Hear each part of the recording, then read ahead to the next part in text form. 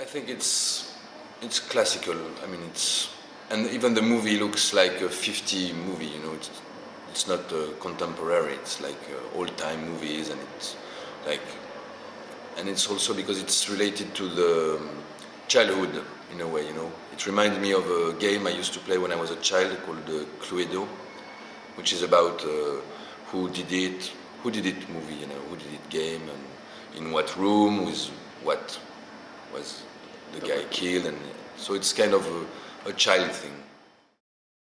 It's a child thing. It was a pleasure to do because I was playing the bad guy and playing the innocent at one point, and then you have to play the guilty guy. So it's very much like a game. You know? It's quite close, and the adaptation is well done because, of course, it's settled in England, and so Transpose it was made for the French, in a French family, and this part of France, Brittany, is very much like old houses, could look like old manor, English manor, and the old families with the old lady living in that house. It's very French, and still it looks like what's written in the movie. The idea of Pascal Thomas is to stick to Agatha Christie's universe, you know, I mean world, and to settle the story in an unknown time, because it looks like a 50 movie, you know, like old Hollywood kind of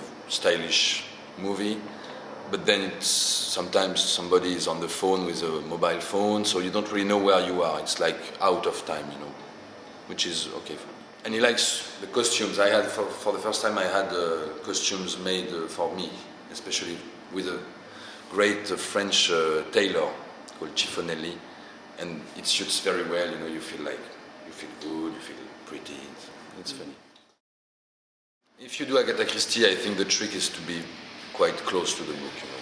It's not like some other movies where you can go around, other books where you can go far from the book and take a character and turn it into something else. Here you have to stick to the intrigue, you have to stick to the plot, so you have to be faithful, I think. And it's also about, some houses are very important in Agatha Christie books, you know, like the location and the costume, the way people look. It has to be very stylish. Every character has to be very identifiable or something like that. So it's part of the game to be respectful to her work and to people who likes, not you, but the other people who likes Agatha Christie. They have to, if they go to see that kind of movie, you don't have to lose them or to trick them, you know. They want to see something you have to look like what they want to see. I don't know anything about cinema. I never go to see movies. I don't care. Yeah? Yes, it's true. Yes. I don't watch movies. Only internet, YouTube. You know, like stupid things and small stupid things. If it lasts more than 10 minutes, I get bored and I quit. Yes, but I don't see them. I used to see movies when I was a child on TV. You know, my mother was working in cinema and she was a big cinema fan, so I watched movies when I was a kid. But nowadays it lasts too long for me. 2 hours to see something is too long for me. I like when things go fast. Or sometimes I watch movies but fast forward, you know. I didn't approach it. I had my camera, quite similar to yours, and I just make one shot, and then it leads to another shot, and then to another shot, and it's like more intuition or unconscious, you know. And I began doing this when I was a child, with bigger camera. By that time it was in '83, so it was like a VHS camera, but it was linked to my mother's VHS, you know.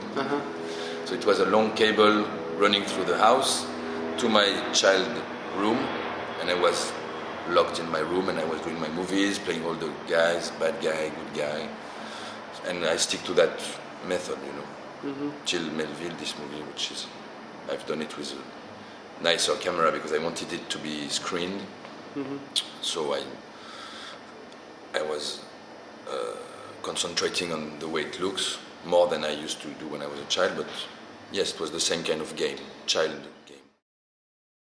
Yeah, it's okay for me. Yeah? Yes. The best compliment I had, those movies were shown in a French art gallery in Paris in 2003. And some ladies, they came in and they said, "Oh, this is not cinema. What's the point?" You know, like when you see something and you say a child of 5-year-old could do it. But I was actually 10-year-old, so it was okay for me, you know. It's experimental in the way that I don't really know what I'm doing myself, you know. It's more like, I told you, like more like having one idea, basically making a movie, but one idea can be a shot or just one image I have in my mind, and then I try to make sense from that point and to deliver something which could be called a movie. So yes, it's kind of experimental, like putting things together and not really knowing what's going to happen. Mm-hmm. And that's related to when I was a child. I was in my room and I was always by myself because I had this link to my mother VHS. Mm-hmm. And so I had to make ideas and to pretend I was a gangster. So I took my little car, my child, you know, like little cars like that, and to film it so it looks like it's real, you know, like it's a big car. And so I was always trying with my mind to be in a child world, you know, like a fantasy world. Mm-hmm. And I just keep on doing this when I make movies. So I have no crew, no special location. I film wherever I am. Maybe I find the sense when I'm editing. I spend a lot of time editing. The movies, sometimes I make them in 2 hours and quite quickly, you know, and at one point I feel like it's finished and I've done it and I've done something which could be okay for me. So I edit, and while I'm editing I find the meaning of what I've been doing. So it's more like unconscious feelings, you know, and then I watch the movie. And when I like a movie, it's when each time I look at it I find another connection with my own self, you know.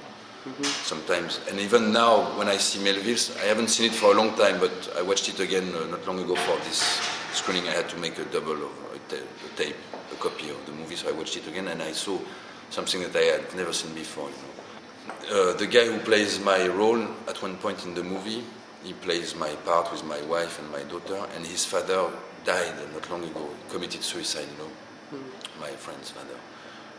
And it was funny because in that movie it's a story of a father who dies and someone takes his place, and so it has a connection with my friend too, you know. So it's always like something I don't really understand or I don't really control.